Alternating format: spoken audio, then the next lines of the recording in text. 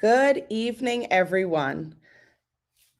So we did start off with a little technical difficulty. So I'm going to bring Kentisha back on stage. Kentisha.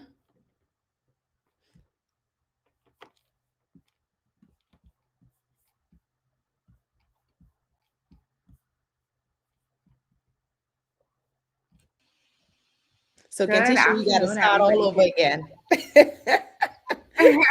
That's the Good joy evening, of everyone. technology. It seems that we had some technical challenges, but that's okay. So we are now getting started. So welcome everybody once again. I hope this class finds everyone well. I'd like to welcome you to day 4 of the pre-incubation process and also the ideation sessions of the Agribusiness Incubator, focusing on customers and beneficiaries. Very, very important section.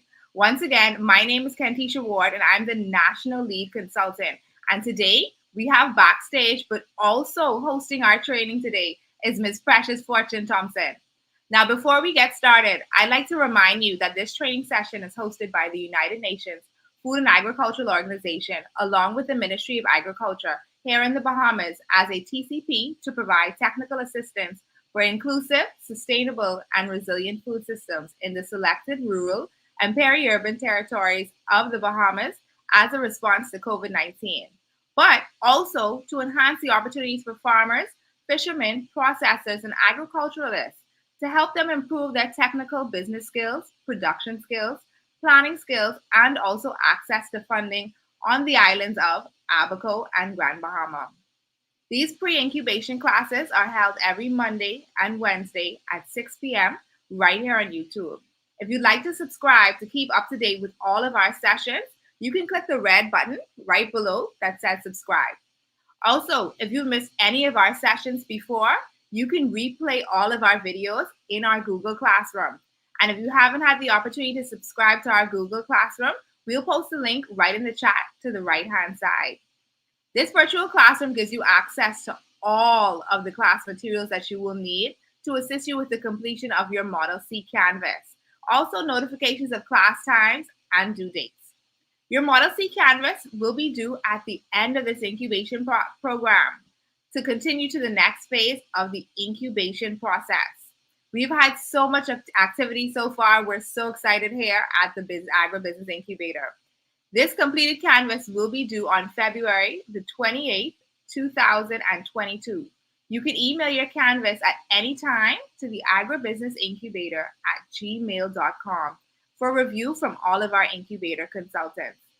Also, if you haven't had the opportunity to join the Telegram group where all of the excitement happens, and also where you can ask questions from time to time, you'll also find the Telegram link in our chat to the right-hand side of us as well. Now, we'll have one of our famous icebreakers by our national marketing consultant, Miss Precious Fortune Thompson. Welcome, Precious. Good night, Kentisha. I think Kentisha, I will tell the cohort tonight that the real icebreaker was that we had actually started only to realize midway in that we were not live, and so that's my icebreaker. But no, I'm gonna really get to the real thing. So good evening, everyone. Once again, I'm Precious Fortune Thompson, the national marketing consultant, and I'm so excited to lead this training tonight, where we'll be looking at customers and beneficiaries. And this tonight is going to be very impactful. And of course, I want you guys to be actively engaged and put your comments in the chat. If there are any questions that you guys have, we are here to answer them, because what, we want you guys to be very successful in this incubator program. And so in grand fashion, tonight's icebreaker is, if you had a choice, where's one place you would rather be tonight? Now, I know for a fact, if you had a real choice, you wouldn't be watching me or Kentisha on live. I'll tell you where I'd prefer to be. Since it's my birthday week, I would like to be in Thailand, laid up on the beach with a nice little drink, with the little fancy umbrella with 6 cherries and maybe 10 lychee fruits, and just taking in the atmosphere maybe under the stars, you know. So where would you rather be? Some of you may prefer to be on KFC line. Some of you may prefer to be in Miami. Some of you may prefer to be in the food store. You know, where would you prefer if you had a choice? Where's one place you would be? You know, I want to know. Maybe it could have been swimming in the ocean at this hour. Um, let's see, maybe it could have been strolling on a drive, listening to music, you know. Ooh, I like Miss Pindamore say the Maldives. You know what? Take me with you. Don't leave me here. Take me with you. I'm loving that. Where would you guys want to be? Hmm. Driving an RV, maybe an Aspen, you know, taking in some snow. Where would you rather be right now? Oh, Jerry Kelly, just send me to Trinidad for one good fet. Now, look how you got me started. Y'all see me swaying on the screen because I'm ready. I could use a good fet.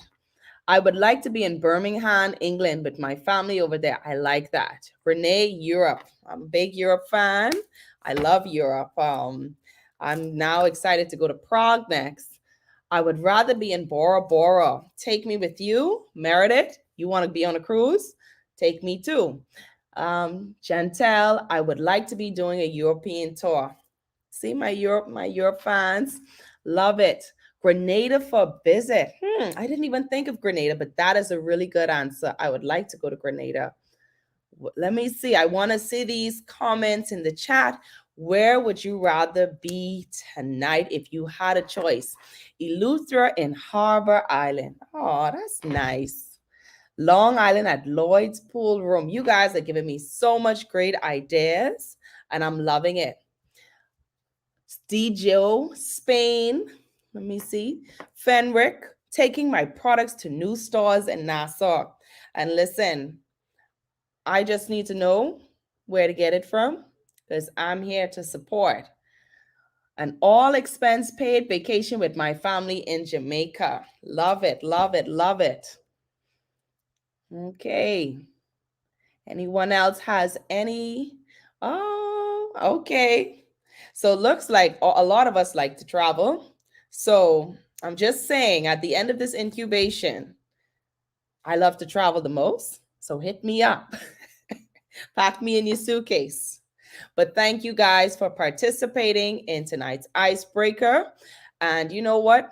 I want us this entire training tonight. I want you guys to be actively engaged. And if, like I said, if you have any questions, feel free to post in the chat. And so tonight, we will be looking at market research. We will be in market research, market competition, sales strategy, and target audience. Who do you serve? Understanding your customers, the customer relation, and motivation and customer service. Now, it's one thing to have a product, and it's one thing to have a business. But when you have a product and a company, what do you need? You need sales. And in order to get sales, you need customers. And so a big part of your business or your product is your customers. So why do market research? Market research is going to tell you about your product and how people are going to look at your company. And it's important because it helps you to understand your customers. It helps you sometimes to test your product. And in case you want to tweak it, you know, you're able to do that once you're research. So not only that, you are able to see what type of other techniques your competitors are using as they look to find customers. So let's dive into our presentation tonight. All right.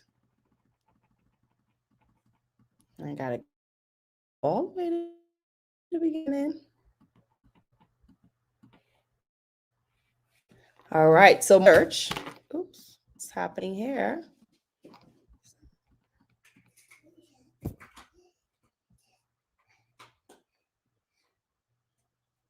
The slide is doing its own thing.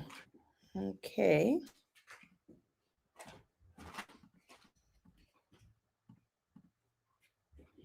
So I'm just going to speak whilst the slide does its own thing. So market research is an organized effort to gather information about target markets and customers, know about them, starting with who they are. It is an important component of business strategy and a major factor in maintaining competitiveness. So I'm going to play our first video for you guys on market research.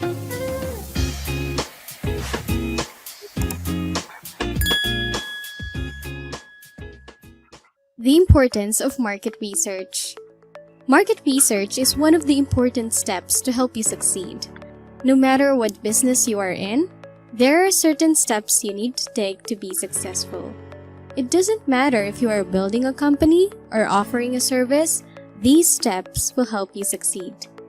What exactly is market research and how important it is to your business success? Market research is studying and gathering more information about your consumers' needs and preferences. Think of it like getting to know your customer base better.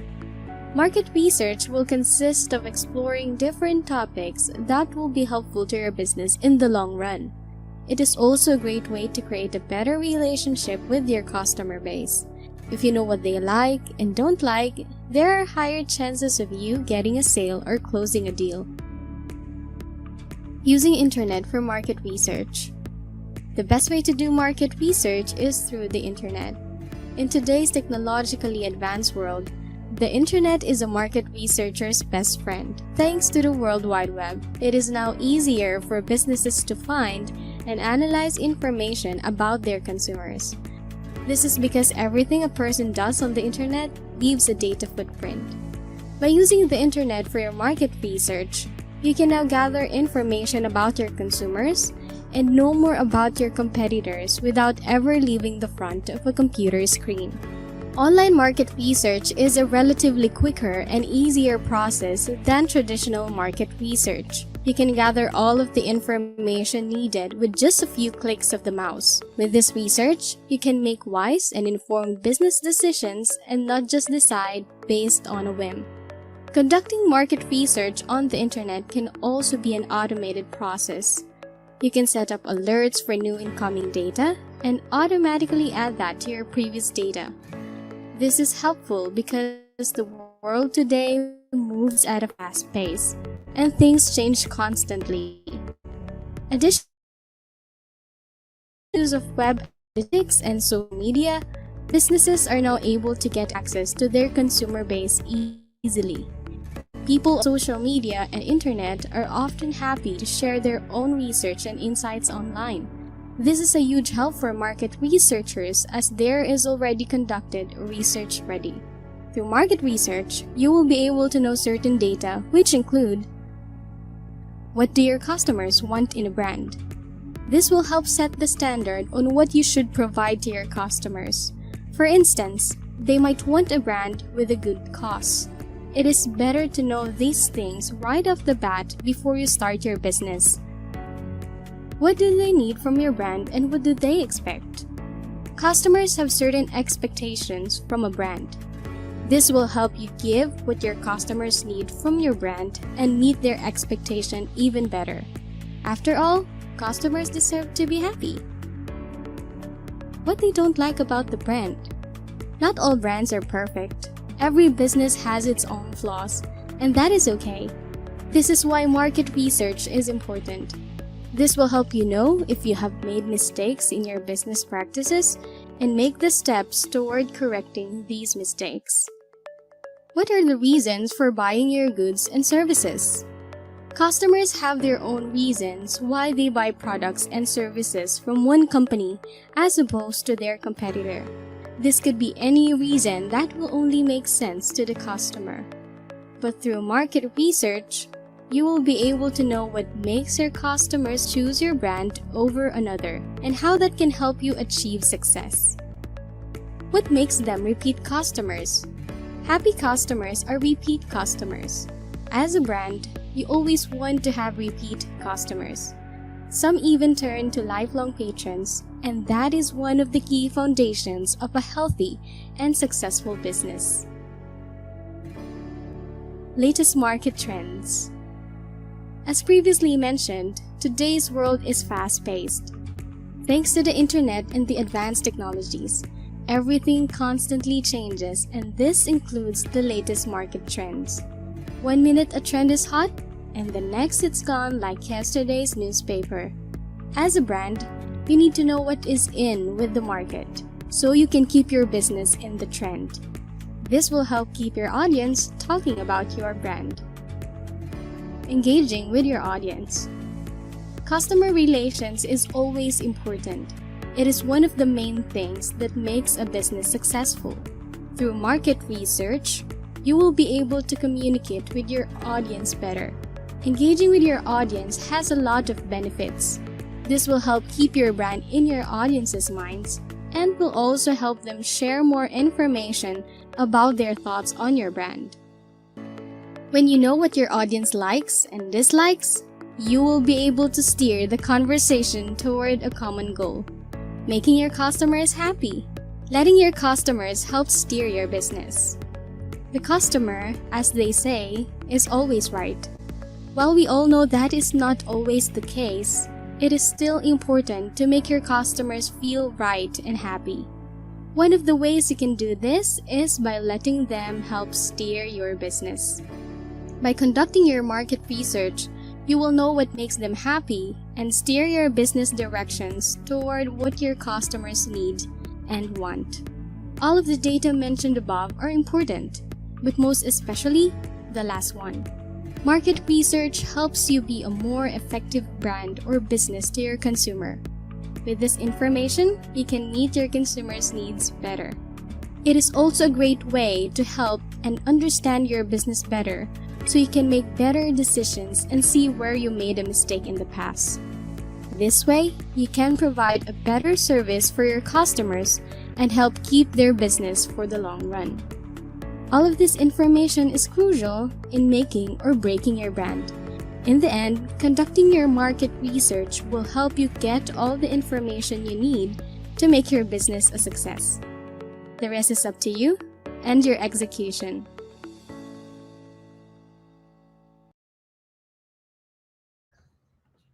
All right, so there we had a very informative video on market research. Just a reminder that all of the videos played tonight will be in the Google Classroom where you have access to it. This is really great content. And so, I encourage you to always to go back to it because it's going to help you. Some of the key things, like I want to find out from what do you think is more important to keep your product or business in trend, to help you make better business business, or to tweak your target audience. And a great simple example of market research is just saying, like, okay, my product is maybe coconut oil. So now I want to go out there and see, okay, who's going to buy my coconut oil? And maybe there may be persons who prefer coconut soap compared to oil. And so, it allows you to expand on your product, see best, then also who is your target audience. Okay.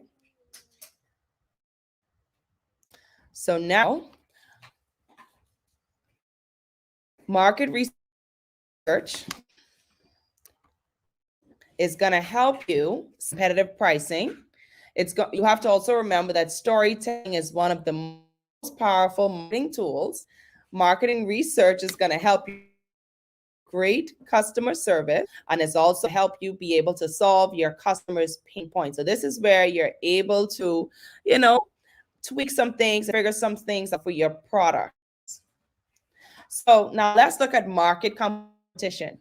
So there are 5 types of competitors: direct, potential, indirect, future, and replacement. What one of these competitors do you feel is more frequent when it comes to your products? I want to see your comments in chat.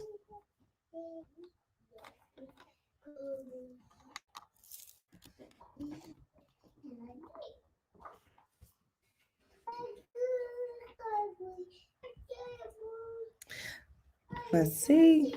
Okay, so what do you What do you guys think is a direct competitor? So a direct competitor would be like, okay, I'm selling lemons and John Doe is selling lemons too.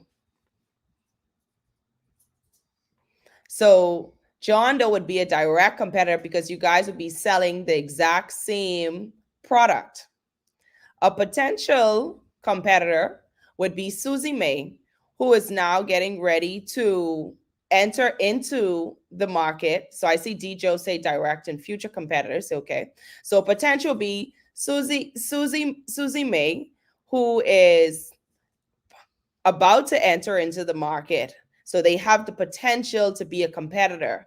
So that may be, let's say, someone coming from Cat Island to say that they're setting up a lemonade stand.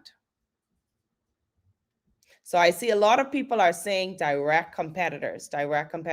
Okay, so let's take a look at a video that will help you with market competition.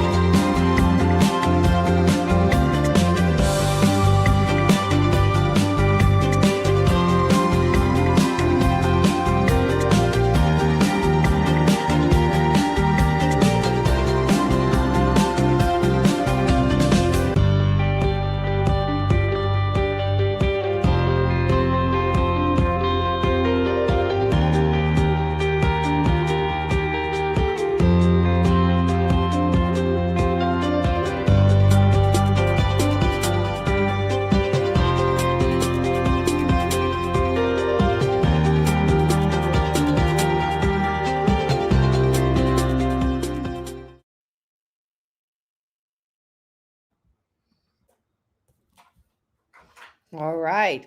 So I see a lot of persons in the chat said the direct competitors is the most frequent one that they see. But what about replacement competitors? What about the ones that are thinking ahead? So let me find a good product. So let's say my product is that I am selling water infused with lemon, and then someone comes along and they put an extra spin on that where it's water infused actually fresh fruit. So what's going to happen is with the trend, the water with the fresh fruit is going to replace the person who's selling water with lemon. So replacement competitors is also a type of competitors that you also have to look out for.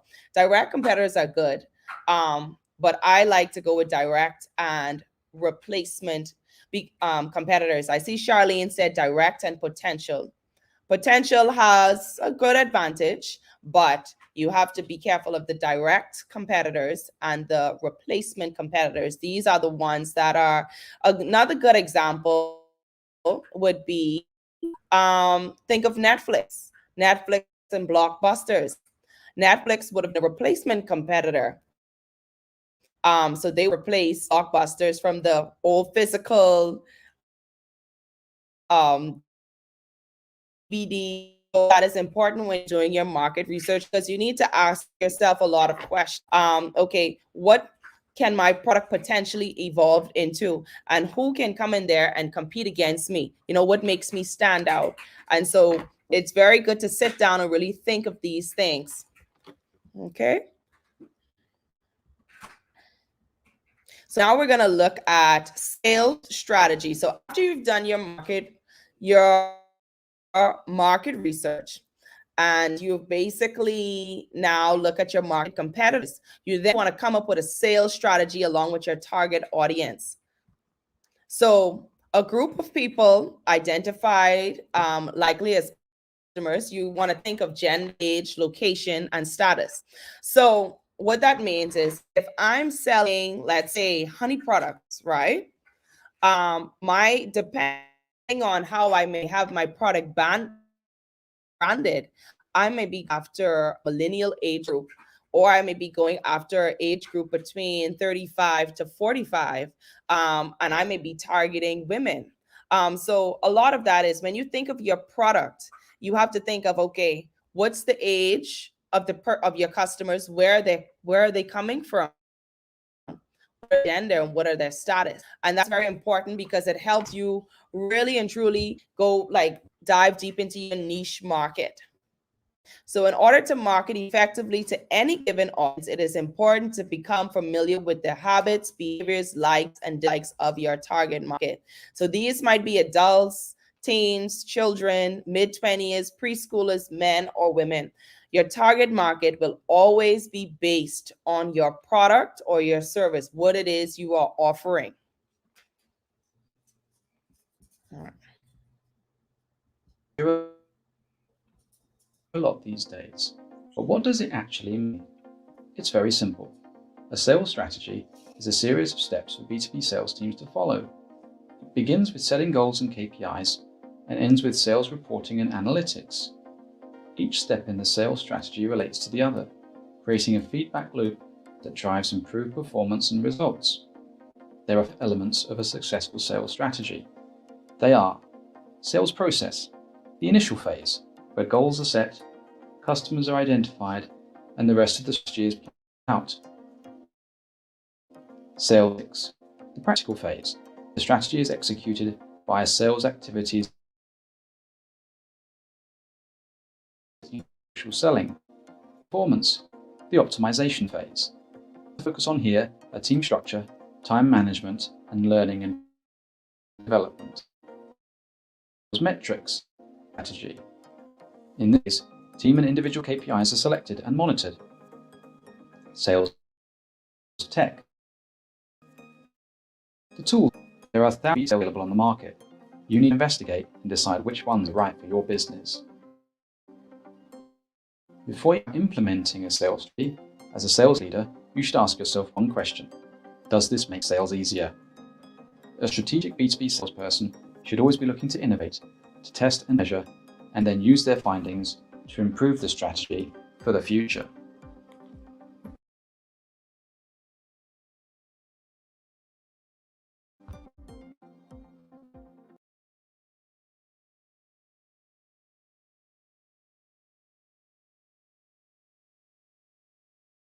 If you try to sell to everyone, then you'll end up selling to no one. So I want to see your responses in the chat. If you try to sell to everyone, then you'll end up selling to no one. So what that means is, that goes back to your target audience, your niche audience. Who is your product for? So I'm gonna wait to see what your responses are. Do you feel if you try to sell to everyone, then you'll end up selling to no one? And I do agree with that, because I believe that you should narrow in on your target audience for your sales strategy. You should not just have one product and you're just trying to sell it to everyone.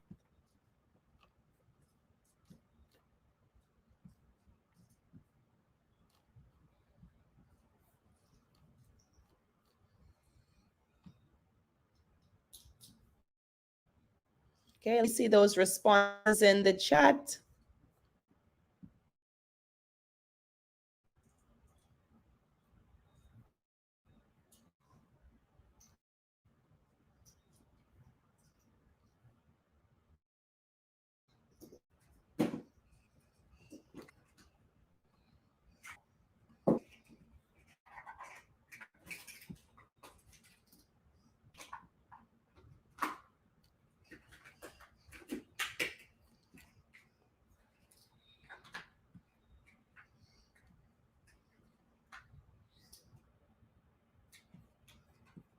So I see a lot of people agreeing that if you try to sell to everyone, then you will end up selling to no one. Okay. And so that's very important for you guys to remember, especially when you're putting together your sales strategy, when you're looking at your target audience and you're really evaluating what makes sense with your product. Because if I'm let's say I decide that I want to sell, I see someone said women 35 to 45 health conscious who like all natural products. If I was trying to sell natural products, I wouldn't be trying to advertise my natural products, depending on what it is, mind you, to every single person, because it may not, my niche market would more likely not be for kids. It would probably be for a certain age. Like I'm going to use Janice Saunders as an example, for women 35 to 45 who like natural products. So I see Sandra. True, if can successfully sell to the masses, meeting the demands will be great. There should be a defined product line. I agree with that.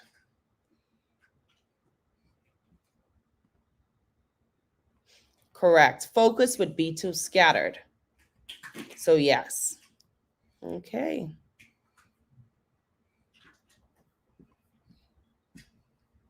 All right. So let's look at another video. How well do you know your customers? Say you are the CEO of a community bank and one of your potential customers is Cindy. You just don't know that yet. There's a lot to know about Cindy. She's a 30-year-old mother of 2 elementary school kids. She's an avid reader and goes to the library often. She volunteers at the library and at the school. She's technology savvy and uses the computer a lot, especially Facebook, to communicate with her close circle of friends. Her husband Dan works for a truck company and they both are big savers. They own a car that Dan drives to work and a minivan that Cindy drives the kids around in. You can infer he supports the local possible. From the bank's perspective, Cindy's family would be an ideal customer. The problem is they don't know that yet. How can the bank get Cindy as their customer? The bank needs to create a model of Cindy's world, one that represents the real world of Cindy. At first, this model is fuzzy. The bank has only Cindy's name gathered from a community event that the bank sponsored. Slowly, with each action with Cindy, they build out further. Perhaps when Cindy mails in a postcard for more information about a mortgage, the bank updates its model and also has a better understanding of what Cindy is looking for. Not all relationships that Cindy has is important to the bank, like her Facebook use. The bank needs to be able to capture information about the customer and make inferences on that data. Cindy's world will continue to change, and the bank's model of her world should continue to change accordingly. When the kids go to college, that information is captured in the model, and the bank is able to offer her an education loan. It's critical for companies that are based on relationships to do this better than those that are not. This is how companies understand their customers. So that was an awesome video which showed you how to understand your customers. And this is after you have narrowed in on your target market, your niche market, on who you want to sell your product or service to. And like I said, all of these videos are in the Google Classroom. So this is great content as you sit down and even begin to put together your Model C canvas. You're able to really answer the questions. One of the, right now we're in a digital space. And so I believe that a lot of what's going on and how to reach your customers also and understand them is by following them on social media platforms and seeing the trends of what they like and what they dislike based on your product offering or your service offering.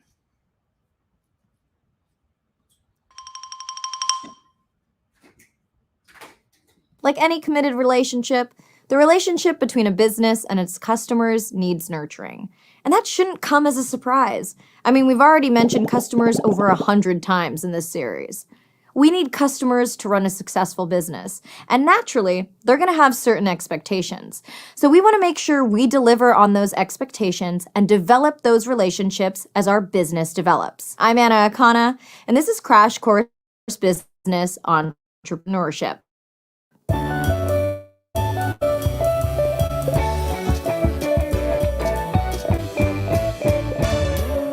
So, the first question we have to ask ourselves is, what kind of relationship do we want with our customers? We daydream about building our perfect partner. For me, it's the body of Chris Evans with the head of Chris Evans. Or finding a BFF.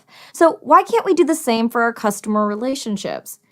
The level of commitment, kinds of interactions we want to have, or even the medium we use to communicate. We need to DT staff. Lots of options to consider before making any decisions or jumping into anything. The easiest type of relationship is to build no relationship. If a business only engages with customers at the moment they make a purchase, or either person could be a robot and nobody would notice, this is called a transactional relationship. A good example is a credit card machine that takes 3% of a sale as a processing fee. The credit card company never needs to see the shopper, and the shopper might not even know 3% of what they just paid is being sent elsewhere. In love, transactional relationships are a no-go. But here, both sides are happy. Another fairly hands-off option is a self-service relationship. This is where the business has no direct contact with the customer, but provides all the necessary equipment for the customers to help themselves. Think self-pump gas stations or self-serve frozen yogurt shops. The customers do all the work, but they get to customize to their heart's content. We can kick this up a notch by providing automated self-service.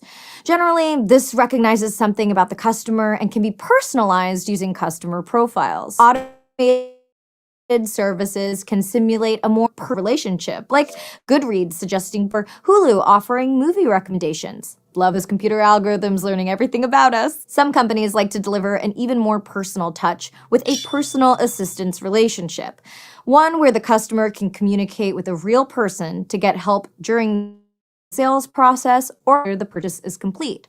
This could happen in brick and mortar stores, on the phone, by email, or some other way. I hear Skyping is making a comeback. Many companies are integrating a live chat feature on their websites, like internet or mobile phone providers. Live chats provide immediate access to a company representative without the hassle of going into a store or the horror of a live phone conversation. The next level is a dedicated personal assistance relationship where each client has a specific representative devoted to them. You could even say that they're going steady. The point is to create a much deeper bond that will last a long time.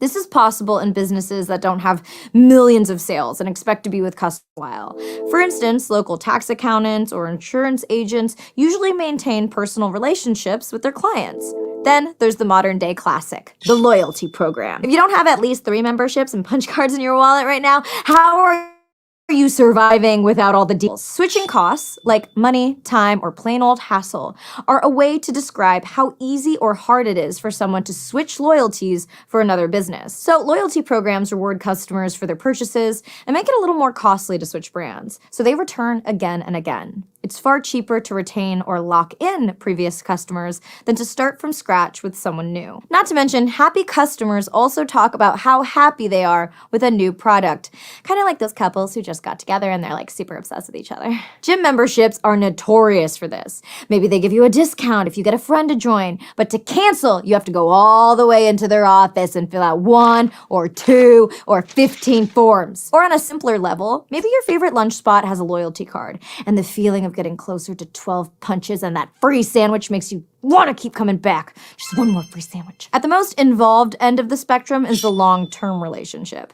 These are built with customers over time through regular interactions and possibly with an emotional connection. This type of customer is like the die-hard Patagonia fans who support the company over many years. They're not just in it for the snazzy vests, they believe in things like Patagonia's environmental mission and the quality of the clothing, but also the snazzy vests. Might as well put a ring on these folks. But sometimes a business isn't necessarily the expert providing everything to its customers. It's a conduit for greatness. In a co-creation relationship, companies don't rely on a lot of in-house innovation and instead work directly with customers to develop products, which relies on some great chemistry. You almost never see videos created by YouTube employees. Creators like us are making almost all of the content. And finally, a business can also rely on customers' expertise by creating communities online or in real life. In these spaces, customers can interact and exchange user knowledge, which can end up strengthening their bond with the business that brought everyone together. Not to mention, it's an opportunity to stay up to date on what people who care about your product are saying. If people are complaining about a glitch or sharing innovative uses in these communities, that is awesome feedback. So after we know the options, we want to decide which customer relationships will work for our business. Only one thing to do: spin the wheel of relationships and let fate decide. Well, no, sort of. All the decisions we've made so far about our business, from choosing a legal structure to getting customer feedback, have involved asking key questions and listening to trusted advice. So figuring out what relationships we want to nurture is no different. Just like you have multifaceted relationships with a parent, a friend, a partner, and the coffee barista that works at your local shop on Thursday mornings, customer relationships aren't mutually exclusive. So go ahead and pick more than one for your business. There's also no ideal mix, and we're not here to tell you exactly what you'll need to do as an entrepreneur. What works for one business in one region might not work elsewhere. Okay, let's compare two businesses. The Running Company, an Australian brick-and-mortar shoe store with several locations, and Salesforce, a massive tech company that sells cloud-based software to other businesses to help them manage their customer relationships. Both want to cultivate a long-term relationship with customers. The Running Company needs repeat customers to compete with the big department stores, and Salesforce needs to convince customers to continue using their software and pay for subscriptions and updates. The Running Company has personal assistants to make sure that customers have a great experience in the store and want to return. Salesforce has account managers who provide dedicated personal assistance to each client by being available to help with whatever problems come up, along with online demos for immediate troubleshooting. Both businesses also want to lock in customers with loyalty programming. The Running Company offers exclusive online products for those who join and other member-only running-related content. Salesforce customers are other businesses, and when a business adopts an entire platform, it can be very expensive and time-consuming to shift to a different platform. So switching costs are already high, and their loyalty programs look a bit different. They might take business representatives out when they come to town, or provide a discount if you pay for your subscription annually instead of monthly. These days, a lot of businesses are trying to build communities, centered on their brands as part of their customer experience. Each Running Company location offers a free weekly running club open to all speeds, as well as events throughout the year. Salesforce has started putting on their annual Dreamforce, a massive tech conference in San Francisco, California, meant to bring together over 200,000 users and enthusiasts. So even though these two example businesses couldn't be more different in the products and the services that they offer, they actually have the same basic type of relationships. Presumably, they decided on those relationships by carefully considering what they were capable of and what would appeal to their customers. Let's do this ourselves in the thought bubble. Ashlyn wants to start a traveling bike repair service. She's outfitted her own bike with a special cart that holds all of her tools and unfolds to be her repair station. When people need her, they tweet their location, she confirms the appointment, and away she zips. Basically, Ashlyn's value proposition is providing fast and efficient bike repair that comes to the customer. It's simple, mobile, tech-savvy, and appeals to a target market of athletic, busy, tech-literate cyclists aged 25 to 45. For the first few months, her non-personal assistance relationship is keeping a lot of cyclists happy, and she thinks she's building some great long. From chatting with her customers, while Ashlyn learns many are looking for new trails to try and fellow bikers to ride with. She decides to build a community by leading free evening rides around town and hosting DIY clinics on how to do basic bike maintenance. And she designs helmet stickers with her sporty logo. It's going great. Well, sort of. Turns out what customers actually wanted wasn't a long-term relationship, but to be empowered to fix their own bikes. So her clinics are packed, but now she's not getting any tweets, not even a half-hearted chirp. To keep pedaling forward, Ashlyn needs to let her customer relationships evolve. She decides that for a smaller fee, she'll show up and anyone who has taken her class can use her tools, like her air pump or special bike wrenches, to do basic maintenance. So she's cultivating a self-service relationship with her customers. And now that she's got them hooked, she could start charging a small fee for her classes or evening group rides with a loyalty program where the fifth one is free. Thanks, Thought Bubble. There's no right answer, but engaging in some human-centered thinking about what would work or is working for our customers can help us make sure that we're on the right track. The bottom line is, begin as you mean to go on. Plan how you'll interact with your customers and get ready to react to feedback if you find the relationship has evolved. Next time, we'll discuss all the ways you can let your customers know how amazing you are, from social media to snail mail. Thanks for watching Crash Course Business, which is sponsored by Google. And thank you to Thought. So here we went from market research to market competition to sales strategy to then, after you get your target audience, to understanding who do you serve and knowing your customers. So that is very important. So you would have seen me post, how do you plan to know your customer? How do you plan to seek them when you're looking at your target audience? And what will be your action plan for the potential customer relationship? So here we have two funny customer service videos, and I want you to tune in. Customer service. Hola. Hi. Yes, this is customer service. Hola. Yes. Hi. Hola. How can I help you today, ma'am? My TV no work. Oh, okay. What seems to be the problem? My TV, Yeah, I know, but it no work. is it turning on? Sí, Can you change the channels? sí, Can you hear the audio? sí. Okay. What seems to be the problem, ma'am? Everybody speak English. Sorry, everybody speaks English? Sí, And you're having a hard time understanding them? sí. Ma'am, it sounds like your TV's working just fine. You just want to change the language I there. watch movie with Leonardo DiCaprio, but I cannot understand what he say. Yeah, I understand, ma'am. As I said, you can just switch the language to Spanish. Me no speak Spanish. You don't? No, But you said hola and si. I just want to watch my movies in my language. Okay, well, that sounds a lot like Spanish, ma'am. My TV no work. Ma'am, what language would you like to set it to? Español, por favor. Okay, ma'am. Well, could I have your name so I can look up your account, please? Maria. M as in Maria. A as in Aria. R as in Ria. I as in Ia. And A as in avocado. Maria. Got it. Last name? Maria. Your last name is also Maria? Sí, Maria. M as in my son Mario. A as in my son Alejandro. R as in my son Raimundo. I as in my son Ignacio.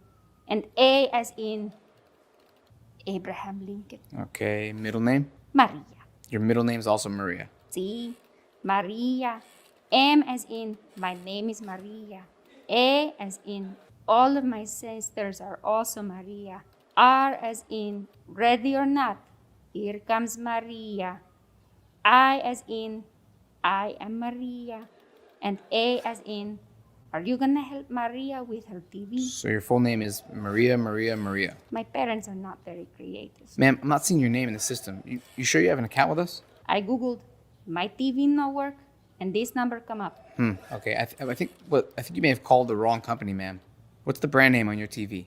Where I find this? Well, it should be on the bottom or the top. Is it like Sony, Samsung, LG? Do you see something like that? Oh, I find Okay, great. What does it say? Maria.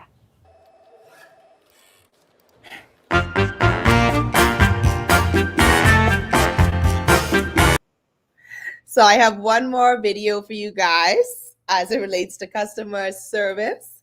And you guys should love this one as well. Customer service. Hi, I'm calling to... Customer service. Yes, hi, I'm calling because... Customer service. Yes, hello? Can you hear me? Yes. Okay, great. I'm calling because... Customer service. Sir, can you hear me? Yes or no? Of course I can hear you. Okay, good. I'm calling because my Wi-Fi is... Yeah, this call is being recorded and monitored for quality assurance. Would you like to proceed? Yeah, sure, whatever. Ma'am, whatever is not an answer. Yes, my answer is yes. Guess what? Yes, I'd like to proceed. Please hold.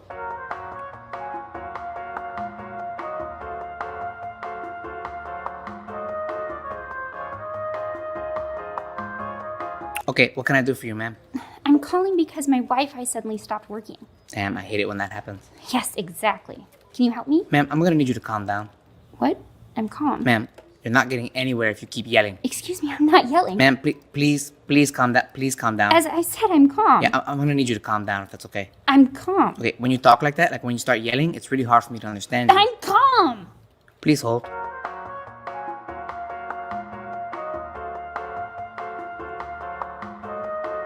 Okay, so your Wi-Fi stopped working. Yes, exactly. Out of nowhere. How do you know it's not working? Because it's not. Yeah, that's not really a reason, ma'am. Can't check my email. Instagram is frozen. Have you considered that this actually might be a good thing? I'm sorry? Ma'am, according to our records, you spend about an average of 20 hours a week on Instagram and Facebook. Okay, well... Yeah, maybe not having Wi-Fi will give you a break. You know, like maybe you can like go outside or something. What? Sir, it's really none of your business what I do with my time. Ma'am, please calm down. Look, I pay a lot of money every month for high-speed internet and Wi-Fi, and I want it fixed now. Please hold. Ma'am, can I have your name, please? Sure, it's Sarah Mitchell. Oh, slow down, please. First name? Sarah. Can you spell that, please? S-A-R-A-H. Ma'am, I said slow down, please. Come on. S. S as in salsa. Yes. A. A as in avocado. Yes. R. R as in rancho dressing. A. A as in asado. Yep, and H. H as in hot tamale. Yes, as in hot tamale. Okay, last name, please. Mitchell. Yeah, I'm gonna need you to spell that, please, ma'am. It's Mitchell. M-I-T-C-H-E-L-L. Mitchell. Okay, please hold. Okay, ma'am, let's recap. You broke your Wi-Fi because you spend way too much time on Instagram. No, it broke because of your shitty service. Ma'am, please calm down. Can you fix it or not? Of course I can fix it. I just need you to spell your first and last name, I please. already told you my name is Sarah. Are you sure it's not Karen? All right, that's it. I want to talk to your manager. Please hold. Customer service. Hi, is this the manager? Yes, ma'am. I've been on the phone forever trying to fix my Wi-Fi, and the gentleman I was speaking to is extremely unhelpful. So sorry to hear that, ma'am. I definitely feel your pain. Yes, finally. Thank you. But there's nothing I can do. Wait, what? Why not? Well, our company just went out of business, ma'am. And I'm afraid you're going to have to call a new provider. What? Are you serious? Why the hell am I on the phone with you then? I have no idea. You called me. This is ridiculous. Yeah, I agree. Are you sure you're the manager? You sound exactly like the last guy. What are you trying to say, ma'am? I'm not saying anything, just that you sound like the same person. What, so you're saying all Latinos sound the same? Know what? I'm done with this. I'm switching providers today.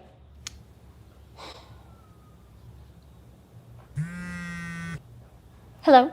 Can you spell your first and last name, please?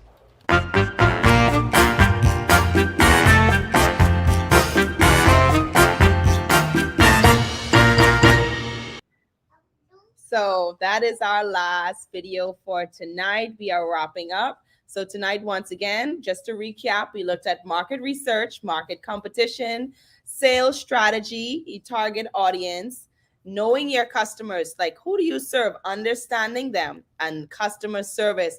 And so all of these videos and content is in the Google Classroom.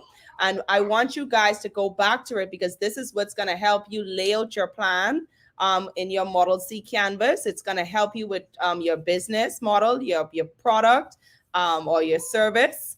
And so I hope tonight was short, but very informative. And if you have any questions, make sure you can leave your comments in the Telegram group, or you can reach out to us directly, or you can send an email to agrobusinessincubator@gmail.com or call 242-821-0416. And so I'm going to bring Kentisha back up on stage to close us out. Thank you so much, Precious. Wow, what another exciting session. Now we should all be ready to complete our customer section in our Model C canvas.